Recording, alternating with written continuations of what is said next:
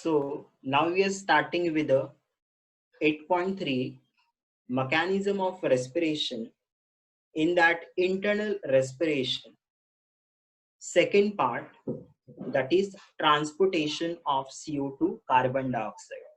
So carbon dioxide is readily soluble in water and it is transported by RBC and plasma in three different form. Okay, so carbon dioxide जो भी हमारे body के अंदर produce होता है, okay, ये कैसे प्रोड्यूस होता है? So we all know that at the time of respiration, जब हमारी बॉडी के अंदर रेस्पिरेशन होगा, सो एट द टाइम हमारी बॉडी के अंदर वाटर और CO2 का प्रोडक्शन होता है और एटीपी मॉलिक्यूल का फॉर्मेशन होता है. ATP molecule adenosine triphosphate energy के फॉर्म में हम लोग यूटिलाइज कर लेते हैं, बट ये वाटर और CO2 हमारे बॉडी में से बाहर जाना चाहिए. तो इसका ट्रांसपोर्टेशन कैसे होगा? सो ये सेल के अंदर से, ओके, सेल एंड टिश्यू में से ये जो भी CO2 फॉर्म होता है, सो CO2 is ultimately it will mix in the water. ये CO2 जो भी है ये वाटर में मिक्स हो सकता है. So ultimately this will be transported by blood. So blood के अंदर एक तो कंटेंट है RBC, ये रेड ब्लड सेल के वजह से ट्रांसपोर्ट होगा, और दूसरा है प्लाज्मा, बट ये अलग अलग केमिकल के फॉर्म में. सो ये थ्री डिफरेंट फॉर्म के अंदर ट्रांसपोर्ट होता है. ट्रांसपोर्ट तो RBC that is red blood cell और प्लाज्मा ही करेगा, बट अलग अलग फॉर्म में ये ट्रांसपोर्ट होता है. Okay, so now we will go with the next point. First one point, transportation जो होगा. So first one, transportation of CO2 is by plasma. Okay, so a plasma in a solution form 7%. Total 100% जो CO2 form होगा. Okay, you can see in this diagram. ये है tissue, ये है हमारे cell. Cell के अंदर रेस्पिरेशन के बाद में जो CO2 का प्रोडक्शन होगा, सो ये थ्री अलग अलग फॉर्म में ट्रांसपोर्ट हो रहा है. ओके, ये ट्रांसपोर्ट तो प्लाज्मा और RBC में होगा, बट अलग अलग केमिकल की फॉर्म में होगा. सो फर्स्ट वन जो प्लाज्मा में डायरेक्टली ट्रांसपोर्टेशन होगा, देखो ये RBC है, RBC के अंदर दो अलग अलग फॉर्म में ट्रांसपोर्ट होता है और प्लाज्मा में वन फॉर्म है. सो प्लाज्मा से जब ये ट्रांसपोर्टेशन होगा, सो टोटल इसका परसेंटेज है 7%. जितना भी CO2 सेल के अंदर फॉर्म होगा, out of that 7% of the CO2 will automatically it will mix into the plasma in a chemical formation, and फिर ये प्लाज्मा से 7% के फॉर्म में ब्लड में से ये फिर हमारे बॉडी के बाहर जाए. सो वही पार्ट में हम लोग देते हैं. Only 7% of CO2 is transported in a dissolved form as a carbonic acid. कौन से फॉर्म में? देखो यहाँ पर कौन सा फॉर्म है? सो प्लाज्मा के अंदर कार्बोनिक एसिड के फॉर्म में 7%, which can break down into CO2 and water. So देखो यहाँ पर जब ये प्लाज्मा में मिक्स होगा, so इस टाइम में ये कार्बोनिक एसिड का फॉर्मेशन करेगा, which you can see in this part. और फिर ये जब कार्बोनिक एसिड जब लंग्स के अंदर जाएगा, लंग्स के पास जाएगा, तो वहां पर फिर से इसको देना है. सो ये रिएक्शन फिर से उल्टा होगा. सो यहाँ पर क्या होगा? देखो सेल के अंदर, okay, inside a cell plasma के अंदर जो वाटर होता है, सो जो टिश्यू के अंदर CO2 है, सेल के अंदर CO2 है, this will mix with that water in presence of water and it will form H2CO3 that is carbonic acid. और ये फिर प्लाज्मा के अंदर, ब्लड के अंदर जो प्लाज्मा है उसमें वाटर के अंदर मिक्स होके कार्बोनिक एसिड के फॉर्म में 7% वहां मिक्स हो जाएगा.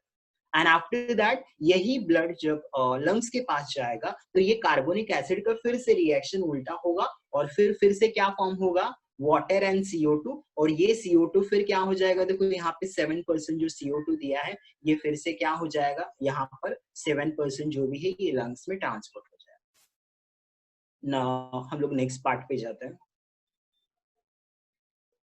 Okay, then the next part, ये हो गया हमने कार्बोनिक एसिड वाला फॉर्म देखा. अभी हमने जो देखा दैट इज कार्बोनिक एसिड वाला form. The next part is bicarbonate ion as a 70%. Okay, bicarbonate के फॉर्म में 70% CO2 हमारे बॉडी में से ट्रांसपोर्ट होता है सबसे ज्यादा. Nearly 70% of carbon dioxide released by the tissue cell diffuses into the plasma and RBC. Okay, so ये भी प्लाज्मा और आरबीसी में मिक्स होगा, बट यहाँ पर ये कौन से फॉर्म में ट्रांसपोर्ट होगा, तो यहाँ पर ये बाइकार्बोनेट आयन के फॉर्म में ट्रांसपोर्ट होगा। वहां पर हमने क्या देखा था, वहां पर कार्बोनिक एसिड देखा था। ओके, वहां पर हमने कार्बोनिक एसिड वाला फॉर्म देखा। Now in RBC, okay, inside RBC you can see in this part, यहाँ पर भी दिया है, in RBC that is red blood से CO2 carbon dioxide combines with water in presence of Zn containing enzyme that is carbonic anhydrase to form carbonic acid. So देखो यहाँ पर भी कार्बोनिक एसिड का फॉर्मेशन हो रहा है, बट ये कार्बोनिक एसिड का फॉर्मेशन आरबीसी के अंदर हो रहा है। देखो वहां पे डिफरेंस था, वहां प्लाज्मा हमने देखा था, यहाँ पर आरबीसी के अंदर जो है ये इसका फॉर्मेशन होगा। You can see in this diagram, आप लोग ये डायग्राम में भी देख सकते हो। सो दिस इज टिश्यू, ये टिश्यू है, सेल है, और सेल तक ये कैपिलरी गया है, और ये कैपिलरी के अंदर ये RBC, you can see that RBC के अंदर हीमोग्लोबिन। नाउ टिश्यू के अंदर जो CO2 रेस्पिरेशन से फॉर्म हो रहा है, ये CO2 आरबीसी के अंदर जो वाटर है, you can see that CO2 plus H2O that is water. So CO2 RBC के अंदर जो वाटर है, in presence of Zn containing enzyme that is carbonic anhydrase, which you can see this part, carbonic anhydrase के presence में ये CO2 water के साथ reaction करेगा, और ये किसका फॉर्मेशन करेगा, carbonic acid that is H2CO3। वहां पर भी हमने कार्बोनिक एसिड देखा था, वो प्लाज्मा के अंदर 7% था, यहाँ पर आरबीसी और प्लाज्मा के अंदर भी ट्रांसपोर्ट होगा। सो आरबीसी के अंदर में ये वाला पार्ट ले रहा हूं। ओके, सो ये 70% वाला part, so you can see that यहाँ पर हमने देखा वो part. Now carbonic anhydrase enzyme is found in RBC not in plasma. ये जो एंजाइम है पर्टिकुलरली, ये एंजाइम कहाँ पर होता है, तो ये आरबीसी में ही होता है, ये प्लाज्मा के अंदर, मतलब ये आरबीसी है और आजू बाजू में जो ये सॉल्यूशन है that is plasma. So plasma के अंदर ये एंजाइम नहीं होता। The rate of formation of carbonic acid inside RBC is very high as compared to formation in the plasma। देखो हमने इसके पहले वाला जो पार्ट लिया था, you can see that हमने यहाँ पर भी लिया था कि कार्बोनिक एसिड का फॉर्मेशन प्लाज्मा के अंदर होता है, बट प्लाज्मा के अंदर इसके फॉर्मेशन के लिए स्पेशल एंजाइम जो कार्बोनिक अनहाइड्रेज है, वो एंजाइम प्लाज्मा में नहीं होता, ये एंजाइम सिर्फ आरबीसी के अंदर होता है। सो अल्टीमेटली आरबीसी के अंदर कार्बोनिक एसिड का प्रोडक्शन क्या होगा, हाई होगा as compare to plasma. Okay, so inside RBC there is an enzyme carbonic acid, carbonic anhydrase enzyme, और इस एंजाइम के प्रेजेंस में ये CO2 वाटर के साथ मिक्सअप होके कार्बोनिक एसिड का फॉर्मेशन करेगा, और ये एंजाइम सिर्फ आरबीसी में ही होते हैं। सो अल्टीमेटली आरबीसी के अंदर कार्बोनिक एसिड का प्रोडक्शन क्या होगा, हाई होगा, वो हमने यहाँ पे देखा। Now we will see the next point. Okay, यहाँ पे मुझे एक थोड़ा सा तुमको बताना था कि ये जो डायग्राम है ये आपके बुक का डायग्राम है। सो आप लोग अगर एग्जाम के लिए अगर कोई डायग्राम चाहते हो तो आपके बुक का ये वाला डायग्राम है, तो आप लोग ये डायग्राम जो मैंने अभी आपको बताया वो पार्ट यहाँ पर भी दिया है। देखो यू कैन सी दैट मैंने जो प्लाज्मा के अंदर आपको बताया था ना, देखो CO2 जो टिश्यू के अंदर है, ये CO2 प्लस वाटर, तो ये क्या करेगा, स्लो रेट में फॉर्मेशन करेगा H2CO3 that is carbonic acid, और सेम थिंग फॉर्मेशन आरबीसी के अंदर भी हो रहा है। देखो अभी हमने जो देखा था, बट यहाँ पर ये रेट इसका हाई रहेगा बिकॉज यहाँ पर एक एंजाइम है that is carbonic anhydrase RBC के अंदर। सो यहाँ पर इसका रेट बहुत हाई रहेगा, इसीलिए कार्बोनिक एसिड का प्रोडक्शन प्लाज्मा में भी होगा और आरबीसी में भी होगा, बट आरबीसी में इसका रेट हाई है क्योंकि वहां पर एक स्पेशल एंजाइम होता है। नाउ नेक्स्ट पार्ट पे हम लोग जाएंगे। Okay, next part, carbonic carbonic acid being unstable almost immediately dissociate into HCO3 minus and H plus in presence of enzyme carbonic anhydrase CA, that is carbonic anhydrase, leading to large amount of HCO3 inside RBC. Now you can see this diagram. Okay, यहाँ पर जो भी carbonic acid का production होगा RBC के अंदर, ये carbonic acid बहुत ही ज्यादा अनस्टेबल है. अल्टीमेटली इट विल इमीडिएटली ये फॉर्मेशन होने के बाद इमीडिएटली ये same enzyme that is carbonic anhydrase के प्रेजेंस में this carbonic acid now it is dissociated into a one type of chemical. That chemical is nothing but the HCO3 minus. You can see in this form. वही यहाँ पे दिया. देखो पहले क्या हुआ, देखो कार्बन डाइऑक्साइड जो टिश्यू में से सेल में से आ रहा है, ये सेल में से आरबीसी में जाएगा. आरबीसी में ये वाटर के साथ कंबाइन होगा in presence of carbonic anhydrase enzyme और ये कार्बोनिक एसिड का प्रोडक्शन करेगा H2CO3. बट ये जो H2CO3 है ये बहुत ही ज्यादा अनस्टेबल है. इमीडिएटली ये carbonic acid that is H2CO3 ये कार्बन अनहाइड्रेज एंजाइम, ये सेम एंजाइम के इन प्रेजेंस में डिसोशिएट हो जाएगा और ये क्या फॉर्म करेगा H plus plus HCO3 minus. You can see that ये H2 है ना, ये CO3 है. यहाँ पर जो भी है नेगेटिव नेगेटिव चार्ज है, इसके पास पॉजिटिव है. एक हाइड्रोजन निकल गया ये पॉजिटिव और इसके ऊपर एक हाइड्रोजन निकलने के वजह से यहाँ नेगेटिव चार्ज आ गया. सिंपल है. H प्लस और प्लस HCO3 मतलब जो आरबीसी है इसके अंदर HCO3 माइनस ये जो भी है इसका कॉन्सेंट्रेशन हाई हो रहा है inside RBC. Okay, all of you clear? ये वाला पार्ट आपको क्लियर हो. Now we will go to next part. Next part में हम लोग क्या देखेंगे, देखो उसी पार्ट को हम लोग थोड़ा सा आगे देख रहे हैं. It does out of RBC. It does moves out of RBC. मतलब देखो ये HCO3 माइनस का कॉन्सेंट्रेशन जो यहाँ पे हाई हो रहा है, अब वो क्या हो जाएगा, तो ये आरबीसी के अंदर से बाहर चले जाएगा. So it does move out of RBC. This would bring about imbalance of a charge inside RBC to maintain ionic balance between the RBC and plasma. Cl minus diffuses into RBC.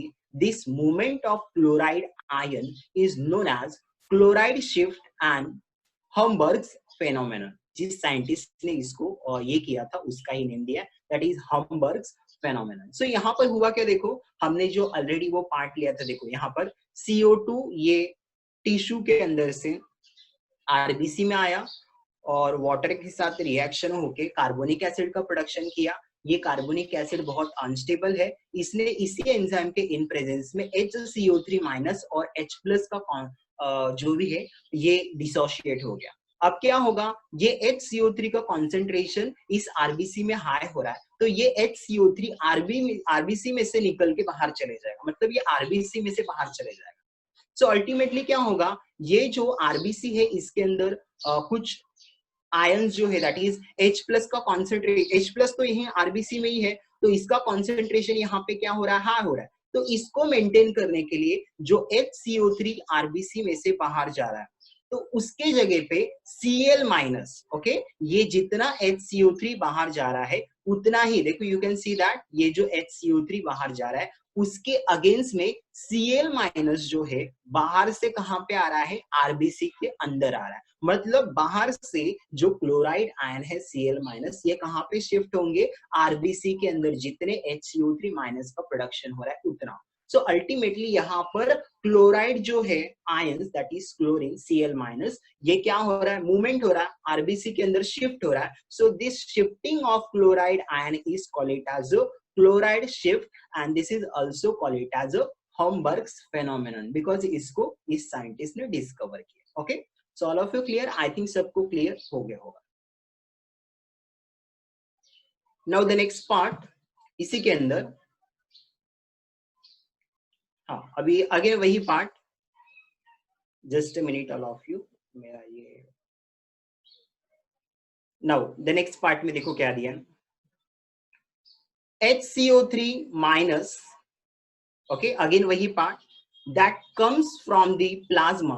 अब HCO3 minus plasma में कैसे रहेगा, you can see that HCO3 का production कहाँ पे हुआ था, HCO3 का प्रोडक्शन आरबीसी में हुआ था. आरबीसी में इसका कॉन्सेंट्रेशन हाई हो गया, सो अल्टीमेटली ये आरबीसी में से निकल के कहाँ पे चले गया, प्लाज्मा के अंदर चले गया, मतलब बाहर चले गया, और उतने ही Cl माइनस आरबीसी में आ गए।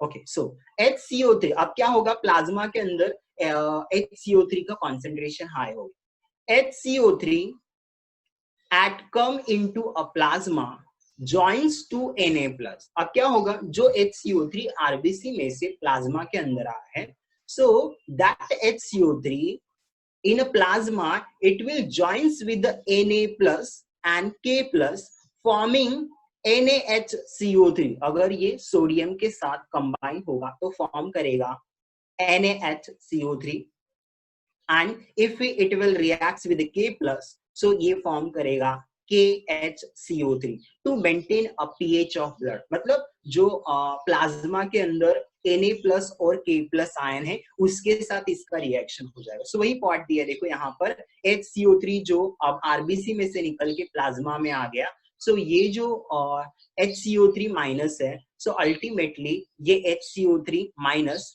सोडियम के साथ रिएक्शन करके सोडियम बाइकार्बोनेट का फॉर्मेशन करेगा जिससे पीएच मेंटेन होगा, और hydrogen is taken up by protein haemoglobin. अब देखो ये जो हाइड्रोजन का कॉन्सेंट्रेशन कहाँ पे हाई हो गया है, आरबीसी में। सो आरबीसी के अंदर जो हाइड्रोजन का कॉन्सेंट्रेशन हाई हो गया है इसके डिसोसिएशन की वजह से HCO3 तो बाहर चले गया और उसने बनाया सोडियम बाइकार्बोनेट, या तो उसने बनाया ये पोटेशियम बाइकार्बोनेट। सो अब ये हाइड्रोजन जो आरबीसी के अंदर है, सो ये क्या करेगा, सो H plus that is hydrogen is taken up by protein haemoglobin, मतलब इसको हीमोग्लोबिन एब्जॉर्ब कर लेगा। सो अल्टीमेटली इससे क्या फॉर्म होगा, सो ये करेगा HHB that is reduce haemoglobin का फॉर्मेशन करेगा, बिकॉज वो हाइड्रोजन आयन को एक्सेप्ट करेगा। सो this is all about this slide. Okay, next part में देखो क्या दिया है, जस्ट डायग्राम के वजह से ये थोड़ा सा पार्ट अलग अलग पेज पे आ गए हैं। H plus ion might be expected to lower blood pH। अब देखो ये जो H plus आयन का कॉन्सेंट्रेशन हाई हो रहा है, सो ये क्या करेगा, जहां पर देखो pH या तो H प्लस के कॉन्सेंट्रेशन से pH 7 से लो हो जाएगा, मतलब एसिडिक मतलब लोअर pH, और हाई यानी 7 के ऊपर जाएगा तो हाई होगा, बट यहाँ पर हाइड्रोजन का कॉन्सेंट्रेशन फ्री है, सो अल्टीमेटली इसके वजह से ब्लड का pH क्या हो सकता है, लो हो सकता है, मतलब acidic. So H plus ion might be expected to lower blood pH, but they are buffer by hemoglobin। so इसीलिए वो जो H plus ion है वो किसके साथ मिक्स हो गया, हीमोग्लोबिन, और इसने बफर का फॉर्मेशन किया।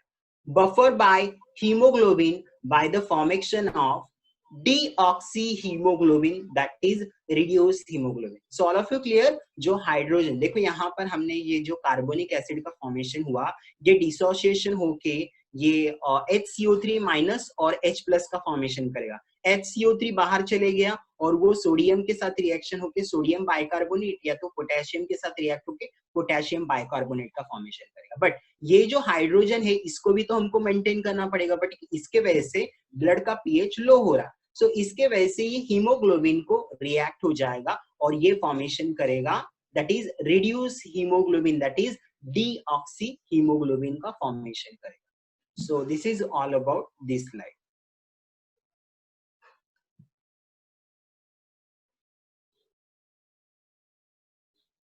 Now the next part is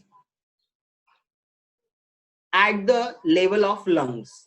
अभी हमने जो ये CO2 का ट्रांसपोर्टेशन देखा, ये कौन से लेवल पे देखा, so we have seen that CO2 transportation in a level of that blood के अंदर, मतलब टिश्यू के पास से जब ये ब्लड के अंदर मिक्स होगा तो हमने वो सब पार्ट यहाँ पे देखा। अब ये क्या होगा, blood when it is going inside lungs के पास जब जाएगा, यानी कि एल्वोलस के रीजन में जब ये ब्लड जाएगा तो वहां पर भी ट्रांसपोर्टेशन होगा, वहां पर CO2 जो है वो लंग्स के अंदर चले जाएगा और वहां से O2 यहाँ मिक्स होगा, तो वो कैसे होगा वो पार्ट यहाँ पर लिया। So at the level of the lungs in response to a low partial pressure of carbon dioxide, यानी कि लंग्स के अंदर जो एल्वोलर का साक है उसके अंदर CO2 का प्रेशर लो है और ब्लड के अंदर हाई है। Okay, so at the low partial pressure of carbon dioxide pressure is low in an alveolar air, hydrogen ion and bicarbonate ion recombine to form carbonic acid under the influence of carbonic anhydrase yield carbon dioxide and water. So देखो पहले जो reaction plasma के अंदर जो reaction होता अभी पूरा उसका रिएक्शन उल्टा हो रहा है. ओके सो देखो यहाँ पे क्या हुआ, यहाँ पे हमने क्या देखा, ये जो H प्लस कॉन्सेंट्रेशन कहां पर था, ये आरबीसी के अंदर, ये HCO3 माइनस ये कहां पे था, ये भी आरबीसी में फॉर्म हुआ था और उसने सोडियम के साथ रिएक्शन. सो अल्टीमेटली अगेन ये जो डिसोसिएशन होता इसका फिर से उल्टा रिएक्शन होगा. पहले इसने देखो क्या किया था, तो इसने H2CO3 that is carbonic acid. So देखो हम लोग पहले से यहां से ले लेते ये वाला रिएक्शन. हमने जब ये टिश्यू में से CO2 निकलेगा तो वो टिश्यू में से CO2 जो है ये क्या करेगा, सो टिश्यू में से CO2 वाटर के साथ कंबाइन होके ये क्या फॉर्म कर रहा है, H2CO3 carbonic acid. Okay so अब उल्टा रिएक्शन होगा और फिर ये H2CO3 है, ये आरबीसी के अंदर डिसोसिएशन होके क्या फॉर्म कर रहा है, HCO3 minus and H plus. So ultimately अब उल्टा रिएक्शन होगा, H plus plus HCO3 minus in presence of same enzyme. मतलब ये जो रिएक्शन हुआ था ये पूरा उल्टा हो रहा है. देखो इसी एंजाइम्स के इन प्रेजेंस में फिर से क्या फॉर्म होगा, कार्बोनिक एसिड, और फिर ये कार्बोनिक एसिड किसका फॉर्मेशन करेगा, CO2 एंड वाटर का फॉर्मेशन करेगा. सो वही पार्ट दिया है देखो यहाँ पर, जो ये रिएक्शन हुआ था इसका ही रिएक्शन का पूरा क्या हो रहा है, उल्टा रिएक्शन यहाँ पर हो रहा है. ओके सो यहाँ पर पूरा का पूरा उल्टा रिएक्शन हो रहा है, वो पार्ट यहाँ पे दिया. ये कहां पर होगा, लंग्स के अंदर जब CO2 का लेवल लंग्स के एयर में लो रहेगा उस time. Now the third part, अभी तक हमने क्या क्या देखा देखो. सो अभी हमने देखा था दैट इज फॉर्मेशन एक प्लाज्मा के अंदर देखा और आरबीसी के अंदर बाइकार्बोनेट के फॉर्म में देखा. अब आरबीसी थर्ड टाइम भी आरबीसी है बट आरबीसी के अंदर अब कार्बोक्सी हीमोग्लोबिन के फॉर्म में कार्बन का ट्रांसपोर्टेशन होगा. देखो इसके पहले हमने पहला वाला देखा वो प्लाज्मा के अंदर कार्बोनिक एसिड के फॉर्म में, दूसरा वाले में हमने देखा आरबीसी के अंदर कार्बोनिक एसिड के फॉर्म में 70%, और अभी आरबीसी के अंदर 23% कौन से फॉर्म में CO2 ट्रांसपोर्ट होगा, कार्बोक्सी हीमोग्लोबिन. ओके सो ये पार्ट है. Okay so C by red blood cell in a 23%. RBC के अंदर कार्बन डाइऑक्साइड का transmission 23% that is carboxy haemoglobin के फॉर्मेशन में कैसे हो रहा है वो पार्ट है. Carbon dioxide binds with amino group of haemoglobin and form a loosely bound compound carboxy haemoglobin. So देखो क्या हुआ, जब ये आरबीसी के अंदर हीमोग्लोबिन ऑक्सीजन के साथ रिएक्शन करेगा तो ये ऑक्सी हीमोग्लोबिन का फॉर्मेशन करेगा. जब ये टिश्यू और सेल के पास जाएगा तो देखो इसी आरबीसी के अंदर ये जो O2 है oxy haemoglobin, okay oxy haemoglobin का फॉर्मेशन फिर क्या हो गया, ऑक्सीजन सेपरेट हो गया और हीमोग्लोबिन सेपरेट हो गया और ये ऑक्सीजन कहाँ पे चले गया, तो ये ऑक्सीजन सेल में चले गया. अब सेल के अंदर जो CO2 है ये जब आरबीसी में आएगा तो ये आरबीसी के अंदर ये CO2 अभी हीमोग्लोबिन के पास O2 तो नहीं है बिकॉज O2 का कॉन्सेंट्रेशन इसने यहाँ पे दे दिया. सो अल्टीमेटली अब जैसे कि अगर मैंने लिया कि देखो जो स्मॉल चाइल्ड है उनको आइसक्रीम और साथ में मिल्क है, उनको आइसक्रीम अच्छा लगता है बट आइसक्रीम उनके पास से ले लिया और अभी उनके सामने मिल्क ही है या तो चॉकलेट है तो उनको क्या खाना पड़ेगा, चॉकलेट ही खाना पड़ेगा भूख लगा है तो. सो वैसे ही ये जो हीमोग्लोबिन है इसने जब ऑक्सीजन ट्रांसपोर्ट कर दिया सेल के पास टिश्यू के पास, सो अल्टीमेटली अब इस हीमोग्लोबिन के पास कुछ भी नहीं है. सो अल्टीमेटली ये किसके साथ बाइंड हो जाएगा, CO2 के साथ, और ये फॉर्मेशन करेगा कार्बोक्सी हीमोग्लोबिन. सो वही पार्ट दिया है.